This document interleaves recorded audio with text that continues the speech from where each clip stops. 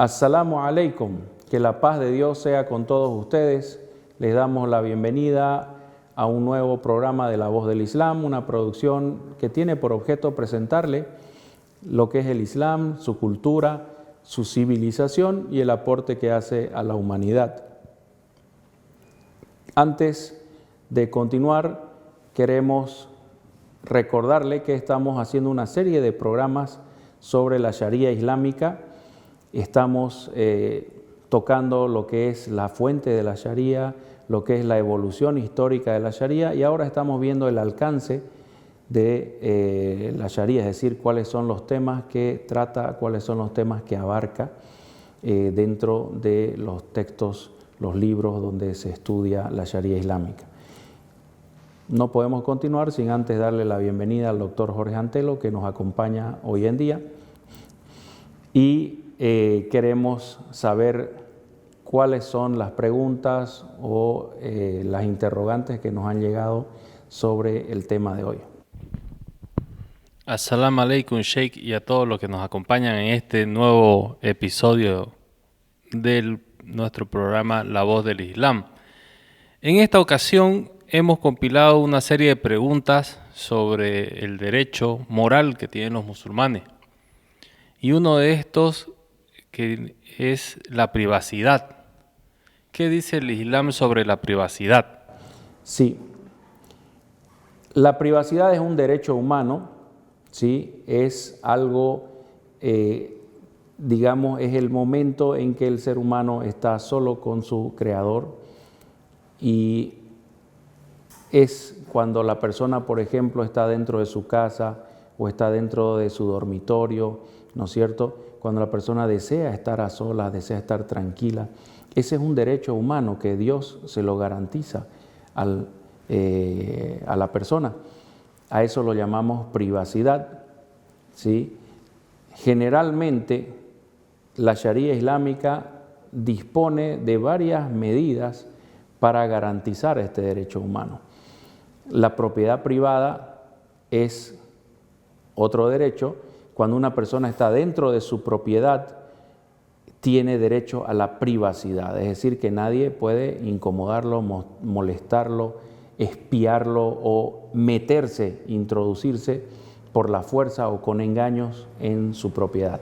Empezamos tal vez mencionando que el Sagrado Corán dice que si uno toca en una casa 3 veces la puerta y no se nos responde o no se nos autoriza a entrar, entonces debemos dar media vuelta y volvernos por donde nos vinimos, respetando la privacidad del dueño de casa, que puede ser que esté ahí, pero no desea él recibirnos en ese momento o no está presentable para recibirnos en ese momento. ¿Sí? El profeta Muhammad era una persona que respetaba mucho la privacidad de los demás, se retiraba muchas veces cuando notaba que estaba incomodando, ¿sí? También el Sagrado Corán nos informa que las visitas, cuando la visita se extiende a altas horas de la noche, es mejor que la visita se retire, que se vaya, se vuelva a su casa, porque tal vez el dueño de casa le da vergüenza o le da pena despacharlo, ¿no es cierto? Pedirle que se retire. Entonces la persona debe ser sensible, debe respetar la privacidad de los demás. En casa ajena debemos respetar la propiedad, debemos respetar el derecho del dueño de casa. Dice, por ejemplo, el profeta Muhammad que cuando se reza en una casa debemos darle al dueño de casa el derecho de ser el imam. Esto como parte de los derechos que tiene alguien dentro de su casa. El Islam también nos cuenta que este respeto por la privacidad es tan fuerte que si una persona espía dentro de la propiedad de otro, mete su cara, como dicen, mete su nariz donde no le importa, si está espiando a su vecino, a otra persona, y esa otra persona se da cuenta, ¿sí? Y es su reacción tal que lo lastima con un palo, le golpea en su cara, en su ojo, le revienta su ojo, dice el profeta Muhammad que ese dueño de casa que reaccionó así no tiene obligación de indemnizar al fisgón, al curioso, al metiche, no tiene obligación de indemnizarlo porque es prohibido violar la privacidad de los demás. También debemos recordar que dentro de la vestimenta, dentro del cuerpo humano, existe una zona que se llama aura, ¿no es cierto?, que es la intimidad de cada persona, y esto no debe ser violentado, es decir, que no debemos tratar de quitarle la ropa a alguien que no desea quitarse la ropa, que no debemos estar espiando, ¿sí?, la intimidad de los demás, no debemos violentar su aura de intimidad. Tampoco debemos publicar nuestras intimidades. Por ejemplo, el esposo no puede publicar cómo es el cuerpo de su esposa o qué clase de comportamiento tiene cuando están en intimidad. Y así de ninguna persona, ¿no es cierto? Es muy fuerte, muy estricto esto en el Islam. Llegamos al caso, al extremo, digamos, que el califa Omar estaba patrullando una vez la capital, Medina, de noche, y escuchó como que dentro de una casa estaban consumiendo bebidas alcohólicas y estaban embriagados. Entonces él entró por la fuerza a esa casa y los tomó infraganti, ¿no es cierto? El dueño de casa le responde al califa y le dice: ¿qué no sabes tú que cuando tocas 3 veces y no se te responde, debes volverte por donde viniste? No tienes derecho de entrar a la casa de los demás. Entonces el califa se retiró con vergüenza y salió y le dice a estos que estaban embriagándose, les dice una por una, ¿no? La falta de ustedes por la falta mía, ¿sí? Entonces la persona cuando está dentro de su casa, cuando desea estar en privado, debe ser respetada por los demás. Y eso es muy importante para el Islam, es muy importante para la Sharia islámica. Esperamos que la respuesta sea satisfactoria, ¿sí?, para los que buscan conocimiento. ¿Qué otras preguntas tenemos, doctor, para el día de hoy? En el tema de la privacidad, vamos a derivarla hacia la honra y la dignidad. El derecho que tiene la persona de estar en su vida y que nadie se entrometa. Muchas veces cuando se entrometen van faltando a la honra y a la dignidad de las personas. Sí. Esto es algo más amplio, ¿no es cierto?, el concepto de honra, de dignidad. Lamentablemente hoy en día no se respeta mucho la honra y dignidad de los demás. El Islam tiene varias disposiciones, la Sharia islámica a través de varios preceptos protege la honra y dignidad de las personas. Primero en la esfera privada, a través de lo que es el derecho a la privacidad, y también en la esfera pública. Por ejemplo, no está bien que nosotros gritemos o vapuleemos a los demás, es decir, que los estemos empujando, golpeando, ¿no es cierto?, humillando. El profeta Muhammad dijo: aquella persona que es humilde con los demás, Dios hace que los demás acaben humillándose ante Él. Es decir, que Dios prefiere a los que son humildes, a los que no son soberbios. También dice el profeta Muhammad que aquel que tiene una pizca de mostaza, una semillita bien pequeña, de soberbia, prepotencia en su corazón, no va a entrar al paraíso, no va a oler el olor del paraíso. Entonces el Islam empieza por ahí. No es permitido ser prepotente con los demás, humillarlos, no es permitido insultarlos, no es permitido ponerles apodos, ¿sí? Cuando alguien llama a una persona con un nombre que sabe que a esa persona no le gusta, está faltándole a su honra y su dignidad, ¿ya? Entonces, el Islam también protege, ¿sí?, la integridad moral de las personas, su honra, su dignidad, prohibiendo las burlas. El Sagrado Corán dice que las creyentes no deben burlarse de otras creyentes porque tal vez las burladas sean mejores que las que se burlan. También se lo dice a los hombres, ¿sí? Es totalmente prohibido andar en chismes, calumnias, ¿sí?, injurias. Dice el Sagrado Corán que aquella persona que anda chismeando o hablando mal de los ausentes es como el que come la carne de su hermano que está muerto. Quiere sacar provecho de alguien que no puede defenderse.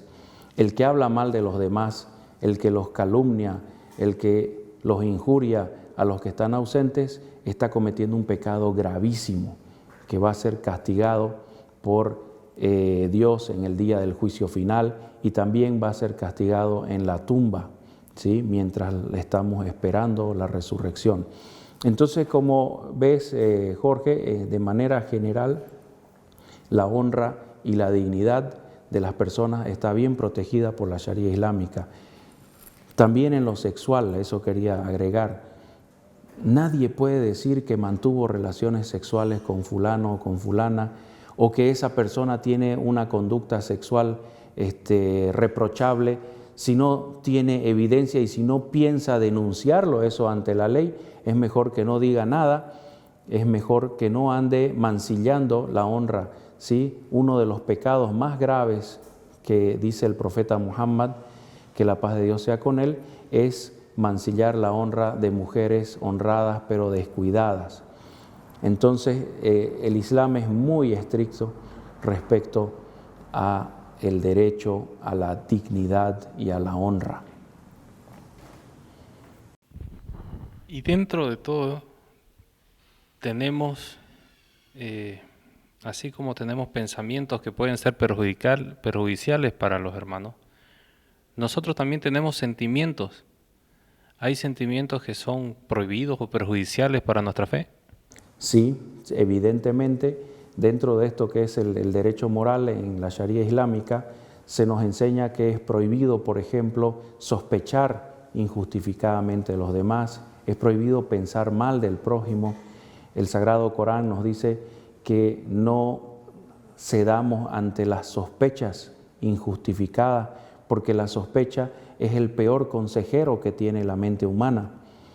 También nos dice el profeta Muhammad que si vemos a un hermano que está cargando, por ejemplo, una botella de vino, por fuerza mayor nosotros, por fuerza, obligadamente nosotros tenemos que decir esa botella está vacía o esa botella está con agua, y no podemos nosotros, si no tenemos evidencia clara, no podemos decir que él es un borracho que está consumiendo vino, aunque lo veamos cargar la botella en su mano.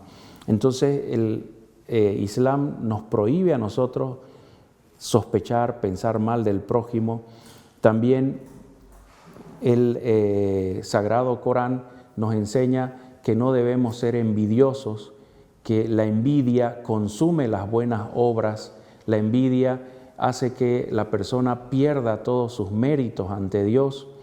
También el Sagrado Corán nos enseña que no debemos nosotros menospreciar a los demás, no nos debemos considerar superiores, no debemos andar con prepotencia, ¿sí? Otro sentimiento que es dañino también es el odio y el resentimiento. Dice el Sagrado Corán que es mejor siempre conciliar, es mejor siempre ceder, ¿sí?, algunas cosas materiales tal vez para guardar una buena relación con los hermanos, y que perdonar siempre va a ser mejor que estar en conflicto o estar en peleas con los demás. El sentimiento humano, lo que guarda el corazón, también lo rige la Sharia, pero ninguna autoridad puede entrar en nuestro corazón, nadie puede saber realmente lo que nosotros sentimos excepto Dios. Y esta es una parte íntima, esta es una parte individual, personal de la práctica de la Sharia, donde nadie va a venir a interferir. Pero nosotros debemos saber, ¿no?, como dice el profeta Muhammad, debemos saber que así como Dios está presente y nos ve, nosotros también debemos comportarnos como si lo estuviéramos viendo a Él. Entonces, hay algunos sentimientos que son dañinos, que son pecaminosos, y debemos hacer lo posible por eliminar esos sentimientos dañinos, y debemos ocupar nuestro corazón en sentimientos que son buenos, son positivos, y en hacer el bien a los demás. El hacer el bien el no ser perjudiciales nos lleva a la pregunta sobre la verdad y la mentira en el Islam. ¿Qué nos dice y cómo nos enseña esta postura? Bien, el profeta Muhammad fue una vez consultado por uno de sus discípulos y le dijo: profeta de Dios, ¿el creyente puede robar? Y el profeta le dijo: sí, el creyente puede llegar a robar, pero mientras está robando no es un creyente. Después, el mismo discípulo le pregunta: profeta de Dios, ¿el creyente puede llegar a fornicar? Y el profeta le respondió: sí, un creyente puede llegar a fornicar, pero mientras lo está haciendo no es un creyente. Entonces, después de varias preguntas, este discípulo le pregunta al profeta: ¿y el creyente puede ser mentiroso? Entonces el profeta le dice: el creyente no es mentiroso. Fíjense, mentir en base a estas palabras del profeta Muhammad, mentir sería más grave que robar, que fornicar, ¿no es cierto? En ese sentido, por ejemplo, vemos mentiras que son muy graves. Cuando un hombre miente sobre su padre y dice: fulano no es mi padre, siendo que es. Este otro es mi padre, por ejemplo, es una mentira gravísima para la Sharia islámica. Cuando alguien niega a su pareja, por ejemplo, y dice: no, tú ya no eres mi esposa, o no eres, para mí eres como si fueras mi madre, o cosas así, hay un castigo muy grave en la Sharia islámica, que hay que ayunar 2 meses seguidos, hay que liberar a esclavos. Es un problemón. ¿Por qué? Porque estas mentiras, ¿sí?, son graves. Mentir también sobre matrimonio, mentir sobre divorcio, mentir sobre la liberación de esclavos es muy grave. La mentira es un pecado muy grave y a veces llega a ser delito. Cuando a una persona se le comprueba que miente calumniando o injuriando, por ejemplo, a los demás, esa persona pierde su calidad de probo. No se acepta su testimonio en los juicios. La persona que tiene por costumbre mentir, ¿sí?, no se acepta su testimonio en los juicios. O sea, ya no es una persona proba, pierde su condición civil de poder testificar y testimoniar. Ahora, ya que estamos en esto, Jorge, quiero indicar que una de las peores mentiras que puede hacer una persona es jurar en falso, o dar un testimonio frente a un tribunal cuando es consultado sobre algo, testificar en falso. El profeta Muhammad dice que aquella persona que testificando en falso quiera ganar algo que no es para él, que no es lícito, que no es permitido que él lo tome, esa persona está tomando un lugar en el infierno. Dice el profeta Muhammad: yo soy un hombre, yo juzgo, ¿sí?, ante lo que es aparente, lo que se puede comprobar. Pero puedo fallar, puedo equivocarme. Si yo le he dado el derecho del prójimo a uno de ustedes sin que sea su derecho verdadero, si lo toma, sepa que está tomando un lugar en el infierno. Entonces, los falsos testimonios, las declaraciones falsas, toda clase de testimonio escrito, oral, en cualquier forma que se presente, donde nosotros falseamos la verdad, estamos cometiendo un delito muy grave y también estamos pecando contra Dios. El musulmán, el creyente, debe decir la verdad en la mayor parte de las circunstancias. ¿Cuándo es permitido mentir? Por ejemplo, cuando nuestra vida está amenazada. Por ejemplo, en algunas épocas, los musulmanes que vivían en España, por ejemplo, la Inquisición les obligaba a decir que eran católicos, ¿no es cierto? Entonces, para salvar sus vidas, ellos tenían que decir ciertas cosas que no sentían. Entonces, Dios dice que aquella persona que dice obligada por la fuerza, dice cosas que no son ciertas, él debe estar tranquilo en su fe, ¿sí?, porque Dios no lo va a castigar. Entonces, la mentira se permite solo cuando tratamos de salvar nuestra vida o también cuando tratamos de evitar una guerra, un conflicto, cuando tratamos de reconciliar entre dos bandos que están en disputa, que están por entrar en un choque violento, ¿ya? Entonces, la mentira, la verdad, Jorge, son cosas muy graves en el Islam. La Sharia islámica se preocupa mucho por esto, ¿sí? Y como vemos el capítulo del derecho moral, lo que es lo que encierran los corazones, lo que nosotros sentimos o pensamos de los demás, está muy esclarecido, está muy definido en la Sharia islámica, ¿sí? Y nosotros debemos cuidarnos mucho de no violar los preceptos de la Sharia en lo que guardan los corazones. Hemos llegado al final de un programa más de La Voz del Islam.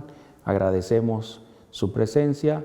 Agradecemos también al doctor Jorge por acompañarnos y colaborarnos, a todo el equipo de producción, y los esperamos en otro programa más de La Voz del Islam. Wassalamu alaikum. Que la paz de Dios sea con todos ustedes.